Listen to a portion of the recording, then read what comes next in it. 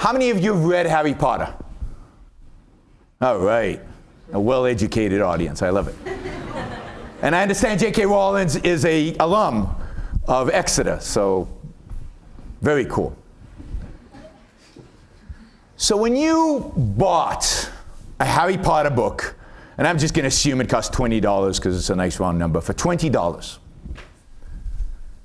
Why did you do it? Because the Harry Potter book you believed was worth to you, what? More or less than $20? More. A lot of enjoyment, a lot of fun, a lot of spiritual value, right? That's worth $20. Now, when you did that, inequality increased.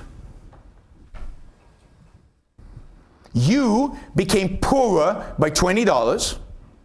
J.K. Rowling became richer by $20. Indeed, so many people did this that J.K. Rowling became a billionaire, thus making inequality a major problem in society.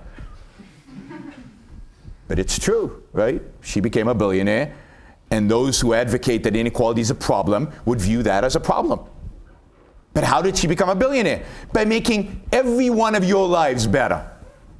I assume you all enjoyed Harry Potter. I did. Maybe some of you didn't. Then you only read the first one and didn't read the rest, hopefully, unless you're a masochist and then you read them all. But I loved Harry Potter. It made my life better. And if J.K. Rowling becomes a billionaire by making all of our lives better, that is incredibly cool. And we're all better for it, even though inequality increased. Because you know what? You know what Piketty doesn't do, and none of these guys do? They don't measure the value of that book to you. All they can see is the $20, because they're economists. They just look for dollar signs. So all they can see is the $20 leaving your wallet and entering J.K. Rowling's bank account. And what they see when that happens is an increase in inequality. Just like when I buy the iPhone, Apple becomes richer and I become poorer. But do I really become poorer? No, I become richer. The beauty of trade when it's done freely is that both parties become richer. Wealth is actually created. Well-being, human well-being is actually created.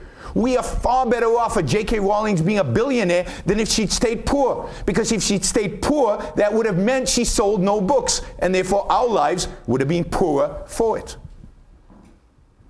Life is more than just about dollars.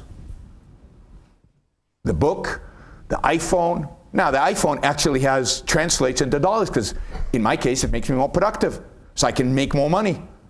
So actually, if you actually ran the calculation, my wealth has increased as well, because it's worth more than $300 to me.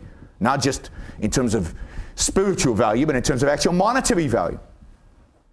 So these transactions, this trade, is win-win. The pie has grown. Wealth has increased. Human well-being, which in my view is the ultimate measure, has increased. We're much better off for having Harry Potter, for having the iPhone, for having the stuff that we buy, than we would if we didn't have it. And yes, people become billionaires as a consequence. Cool.